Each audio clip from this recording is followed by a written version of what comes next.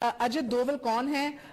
ये हमारे लिए क्या मायने रखते हैं? चौधरी साहब, ये कौन है? जरा वजाहत कीजिए एक आम पाकिस्तानी। अजित डोवल जी 6 साल पाकिस्तान में कोवर्ट अपॉइंटमेंट में रहा इनके सफारत खाने में। अच्छा, अब ये ऑपरेशनल आदमी है, बेसिकली सारी उम्र इंटेलिजेंस का टेक्टिकल ऑपरेटर है और ऑपरेशन लेवल पे काम करता रहा। राइज किया उसने अपनी आईबी के अंदर और अब उसको नेशनल सिक्योरिटी एडवाइजर लगाया भारतीय मुशीर बराए कौमी सलामती। एब्सोल्युटली। अच्छा, उसकी पॉलिसी क्या है, वो सोच क्या रखता है, ये आजकल यूट्यूब पे और वीडियो पे ये सारा पैगाम चल रहा है। उसकी तकरीर है जो किसी वो थिंक टैंक के अंदर बता रहा है कि पाकिस्तान जैसे मुल्क को किस तरह संभालना चाहिए। वो कहता है कि पाकिस्तान के साथ वो करो जिसको डिफेंसिव ऑफेंस के तौर पे वो नाम देता है। कहता है डिफेंसिव ऑफेंस का मतलब ये है कि जहां पाकिस्तान के अंदर जाके हमले करो। मैं आपको मजे की बात बताऊं, अफसोस की बात बताऊं, मजे की नहीं। मैं और मुशर्रफ जिस दिन ये हुआ वाकया पेशावर वाला, एक इंडियन टीवी चैनल के ऊपर थे।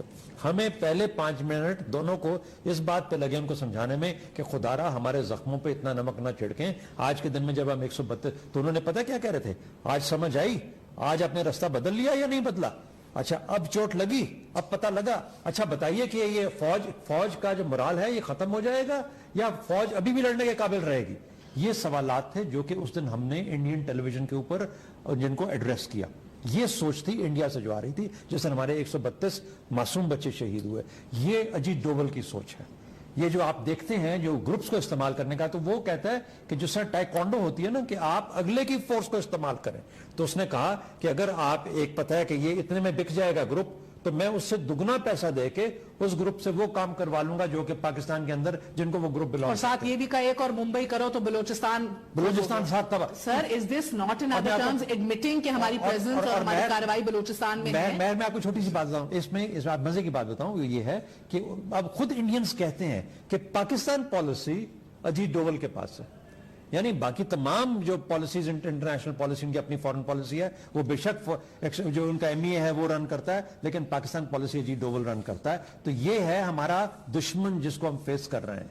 इसको अकल के साथ, फहम के साथ, समझ के साथ, हम ये अंधे नहीं हो सकते इस सारे मामले में।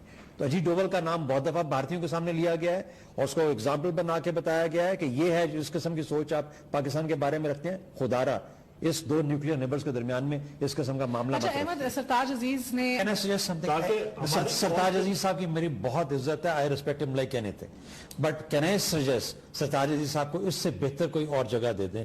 लेकिन get an NSA who should get moving.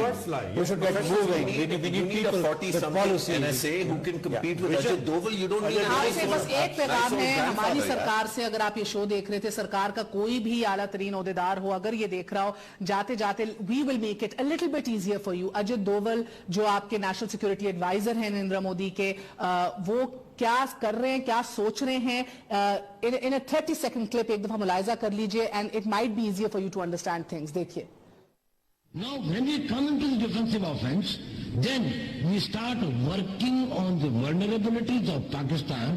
It can be economic, it can be internal security, it can be political, it can be their isolation internationally, it can be their this thing like that, of exposing their terrorist activities, or it can be anything.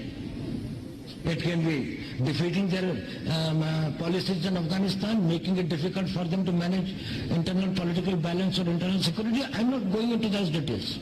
समझ गए आप? यानी कि इतना मुश्किल कर दो पाकिस्तानी सरकार के लिए कि वो अंदरून खाना जो अपनी सिक्योरिटी है, अपने इश्यूज हैं, वो मैनेज ही ना कर पाए। हालात ऐसे कर दो, और शायद यही हमारे सामने हो रहा है।